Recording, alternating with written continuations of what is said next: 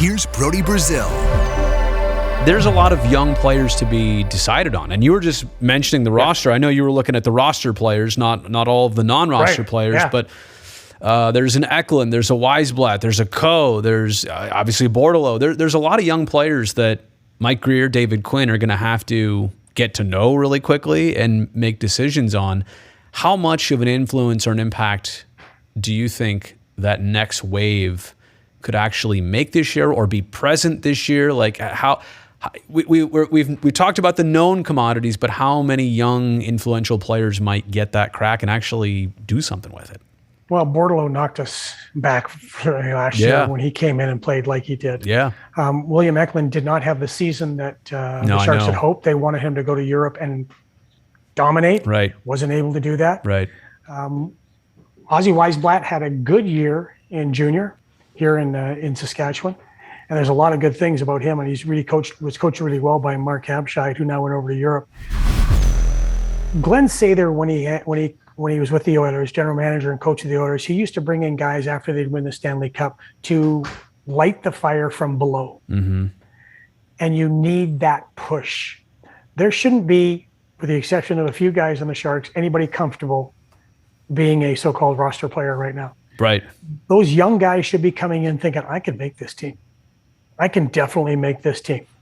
And they should be coming in firing as much as they can, making sure that they've got the furnace on high.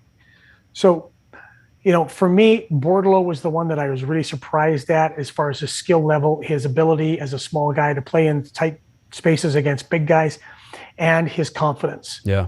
William Eklund didn't have that confidence when he went up against the older guys, right? Ozzy's played in the WHL, and that's a man's league right there. I don't care how old the kids are. Yeah. So I think there's about 3 or 4 that could put a push on that we could be talking about in late September. They'll stick. That'll stick. That might be the opportunity for them there. But they should be coming in, Brody. They should be coming in thinking, I can make this team. And if you're not, you shouldn't be on this team. And isn't that the weirdest thing about a management change? And that goes for anybody in any job. We've had it here at our network over the years.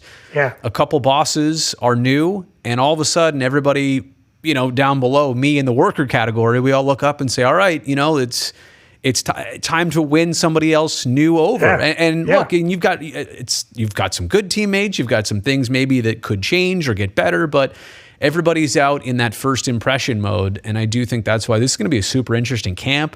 Those first 2 games in Europe, games in Europe. That's going to be all of this is going to be not weird, but it's going to be so different than the Sharks we've seen of any recent times because it was a lot of familiar faces, and even if they only changed, they went from Todd to Pete or Pete to Bob or whoever, a coaching change, but now literally top to bottom on the inside, there are different people making decisions. And so if you're a Logan or a Timo or a Tomash, you have different bosses now. And I think a lot of people watching this who aren't pro athletes, they can relate to that. This is what that is. The comfortability factor for those guys is where, as a coach, I need to get them out of that. You need them a little bit uncomfortable. Like they can earn that, but almost like, I hear you. I said, as a coach, I'm on your side. As a coach, I'm believing you. But as a coach, and it's like parenting, there are going to be some tough conversations between us. Right. And you may walk away unhappy with the conversation. You may walk away with unhappy about my opinion. But if you know that the conversation is coming from me to you, that is honest, and I believe in you, right, and I'm telling you this because it's a partnership between us to make you better, those uncomfortable conversations can lead to a better player. 100%.